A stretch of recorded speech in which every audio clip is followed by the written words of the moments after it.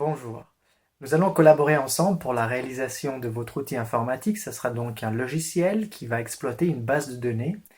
Et puisqu'on sera amené à discuter ensemble lors de nos séances de travail, il est bien que vous soyez au courant de certaines notions basiques, que peut-être vous connaissez déjà d'ailleurs, qui concernent les bases de données. Alors ce qu'il faut savoir, c'est que dans une base de données, tout est organisé sous forme d'entités. Les entités sont des objets, des choses ou des transactions, des événements du monde réel. Vous allez voir tout à l'heure de quoi il s'agit. Et les entités possèdent des attributs ou des caractéristiques, des propriétés. Donc il est bien que vous fassiez la différence entre une entité et ses attributs pour que vous puissiez voir quand est-ce qu'on va parler d'attributs ou quand est-ce qu'on va parler d'entité. Il est aussi bien que vous fassiez le lien qu'il y a entre les attributs. Et ces liens, ce sont les associations ou les relations. Donc tout de suite, on va le voir sur papier, on va parler d'entités, des attributs ou des propriétés de ces entités, et on va parler des relations qu'il y a entre ces entités. Alors passons tout de suite à une démonstration sur papier. Voilà, on va prendre l'exemple classique d'une bibliothèque. Imaginons que votre base de données consiste à gérer une bibliothèque. Alors pour comprendre quelles sont les entités de votre bibliothèque, donc de votre future base de données, il est important de comprendre quels sont les éléments de la vie réelle, donc les objets ou les personnes ou les choses que vous devez gérer. Alors pour gérer une bibliothèque, vous gérez avant tout des livres. Donc je vais dessiner un livre comme je peux. Je ne suis pas très fort en dessin, voilà, ça c'est un livre. Ensuite, une autre entité dans votre bibliothèque, c'est les étagères, parce que les livres sont dans des étagères ou dans des rayons. Voilà, alors on va dire ça c'est une étagère. Voilà. Étagère. Ensuite, si vous gérez une bibliothèque, vous devez gérer vos membres ou vos clients. On va les appeler les membres. Donc, ça c'est un membre.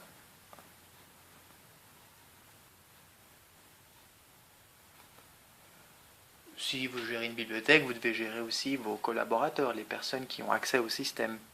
Alors on va les appeler collaborateurs.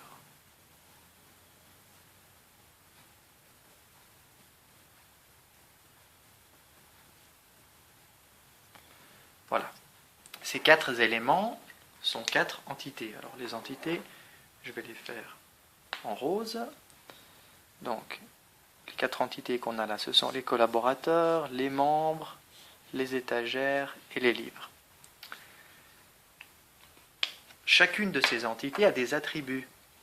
Par exemple, alors ici je vais mettre au pluriel, un livre a je crois qu'on dit le ISBN, c'est le numéro unique qui identifie un livre.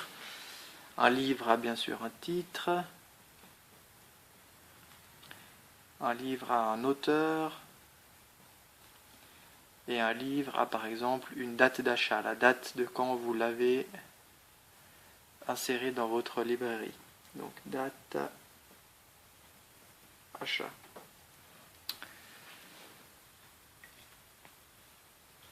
Une étagère a aussi quelques attributs. Par exemple,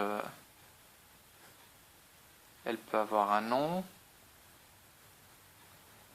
Elle peut avoir...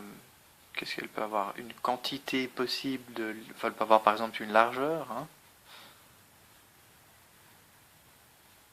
Elle peut avoir une hauteur. J'écris vraiment pas bien, mais c'est pas très pratique avec ce support pour la caméra. Désolé. Des membres qui s'inscrivent dans votre bibliothèque, même chose. Ils ont par exemple une date d'inscription. Ils ont un prénom. Ils ont un titre, comme monsieur, madame. Ils ont un nom. Ils ont un numéro de membre, etc. Collaborateurs, c'est la même chose, ils ont un nom, ils ont peut-être un username pour se connecter au système, donc un login. Ils ont un mot de passe. Et puis voilà, hein, on va mettre etc. Alors tout ce que vous voyez ici, ce sont des attributs. Alors je vais faire les attributs en vert.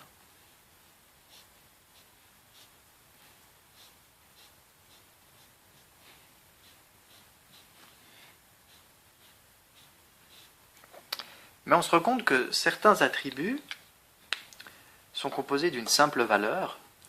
Par exemple, la largeur d'une étagère, ça sera une valeur en centimètres. C'est une valeur, c'est vraiment un réel attribut. Le prénom d'un membre, c'est une chaîne de caractères. Par exemple, Jean ou Pascal, c'est une valeur. Même chose pour le password d'un collaborateur, c'est un mot de passe. Voilà, c'est une valeur. Mais on se rend compte que certains attributs, en fait, sont composés de sous-attributs.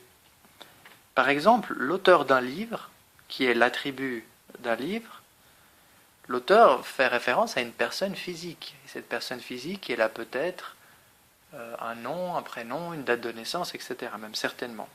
Ce qui fait qu'en réalité, l'attribut auteur est une entité. Et dans votre bibliothèque, vous allez devoir gérer également une entité auteur. Alors, j'écris auteur comme je peux, sans gêner la caméra. Désolé, c'est vraiment pas bon. Pourquoi? Parce qu'un auteur, il aura effectivement un nom, un prénom, etc.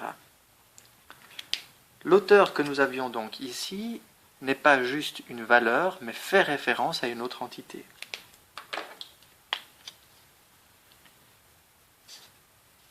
À une autre entité qui elle-même a des propres attributs. Ce qui fait que entre les livres et les auteurs, il y aura une relation. C'est-à-dire que ici, cet attribut auteur sera en relation avec une entité auteur. Un autre exemple de relation, par exemple, lorsqu'un membre, c'est une entité, va emprunter un livre, qu'est-ce qui va se passer? La relation entre le membre et le livre sera un prêt. Donc prêt, ça sera une entité,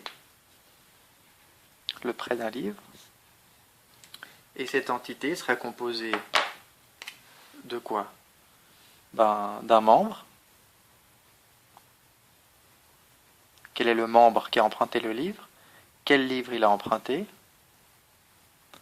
Et puis une date, par exemple, la date quand il a emprunté le livre. Donc en réalité, l'attribut membre ici fait référence à lui. On va plutôt faire comme ça, voilà. L'attribut membre fait référence à l'entité membre. Et ici, l'attribut livre fait référence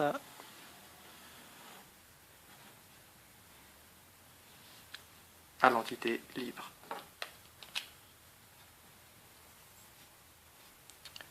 Voilà. Ainsi, c'est un exemple basique et très incomplet, mais on a notre base de données bibliothèque avec 1, 2, 3, 4, 5, 6 entités. Ces entités ont un certain nombre d'attributs, et certains attributs, en réalité, font référence à d'autres entités. C'est pour ça qu'on a une base de données relationnelle, parce que les entités sont en relation entre elles. Donc, à vous de jouer. Pensez maintenant à votre future base de données. Pensez aux éléments que vous manipulez, que ce soit des personnes, des objets, des concepts comme des transactions. Par exemple, ici, un prêt, ce n'est pas vraiment un objet, c'est une transaction. Et souvent, les transactions sont des entités qui font référence à d'autres entités et qui contiennent d'autres informations comme des dates ou autre chose. Voilà. Pensez donc à votre monde de tous les jours, pensez aux données que vous devez normaliser, que vous devez structurer, et cela va beaucoup nous aider lors de nos conversations, lors de nos séances de travail, lorsque nous allons déterminer qu'est-ce qui est une entité, qu'est-ce qui est un attribut, et comment toutes ces entités sont en relation avec elles. Merci beaucoup d'avoir vu cette vidéo, et à bientôt pour notre séance de travail. Au revoir.